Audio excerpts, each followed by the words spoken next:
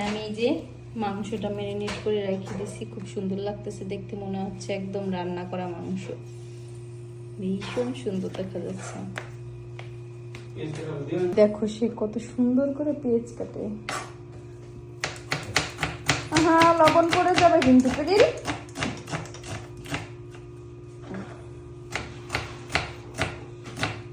পেঁয়াজগুলো সব কেটে নেছে।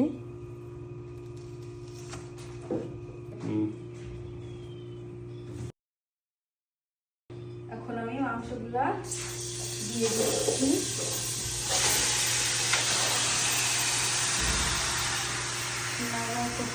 ভালো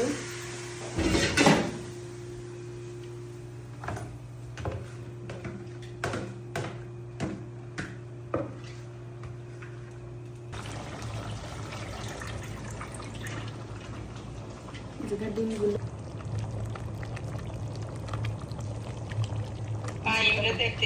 মাংসটা সিদ্ধ হচ্ছে, বিরিয়ানির মাংস, তাই ভালো কালার আসবে না, কারণ হলুদ দেওয়া হয়নি, শুকনো ঝাল দেওয়া হয়নি বেশি, সামান্য পরিমাণের। আর এই হচ্ছে ডিম, এখানে 8টা ডিম আছে, মেহমান আসবে হচ্ছে 6 জন। যে অবস্থা, চুলা ছিটতেছে অনেক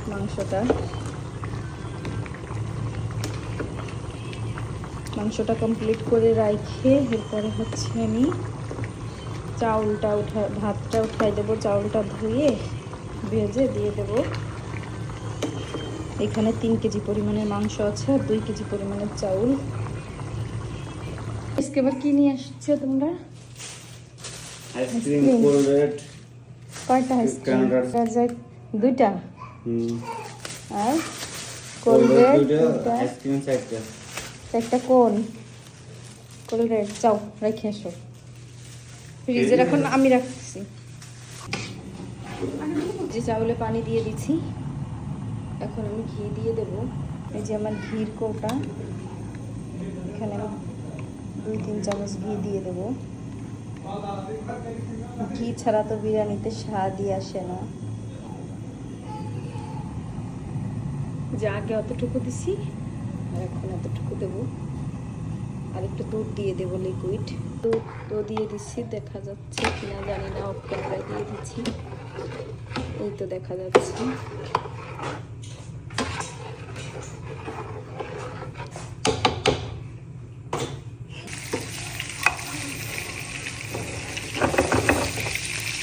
আমার ডিমটা হয়ে গেছে।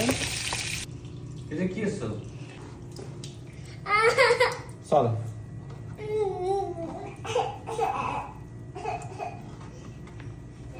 চল চল চল।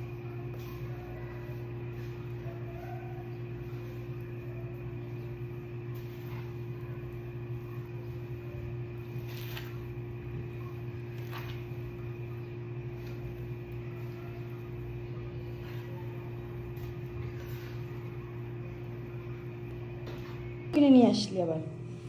এই চানাচুর তুই খাবি? হ্যাঁ, খাবি নি চানাচুর? যদি না খাস,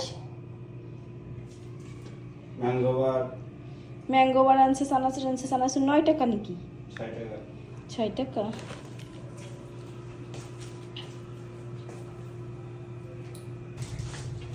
তো হয়ে গেছে আমার বিরিয়ানি রান্না।